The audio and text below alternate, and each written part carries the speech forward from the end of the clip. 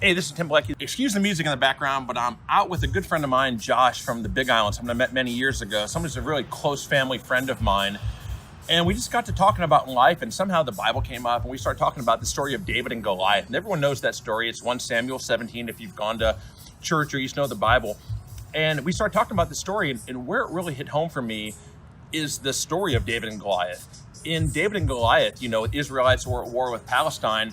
And in this war, there was Goliath, who was this big, massive soldier that everyone was really scared of.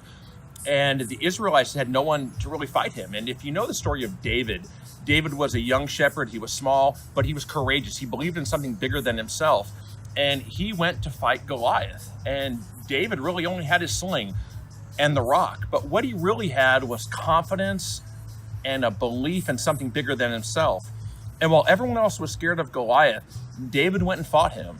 And against all odds, or at least seeming odds, he took the slingshot and a rock and hit Goliath the giant square in the head. And as the story tells, he then took his sword and cut his head off and defeated Goliath. And the story is always looked at as the underdog story, but it's really more than that. It's about self-confidence and self-belief and believing in something greater than yourself. And I absolutely love the story of David and Goliath because it reminds me so much of what we do every day, week in and week out. We fight the giant.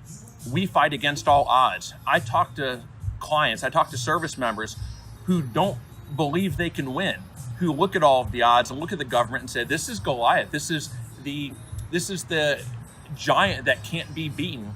And we have to come in at this with oftentimes less resources, less money, and less of everything, but we are really intentional and we fight the fight. Because why? Because we believe in something bigger than ourselves. We believe we can win. And oftentimes, and most of the time, we do win. And it changes these clients' life and it changes their family tree. And no different than in the story, David goes on to become a great king, where he started out as just a young shepherd. And that same type of fight that we have can change our clients to where they may be in an incredibly tough situation, and years later, decades later, I talk with them and their entire life or family tree has been changed.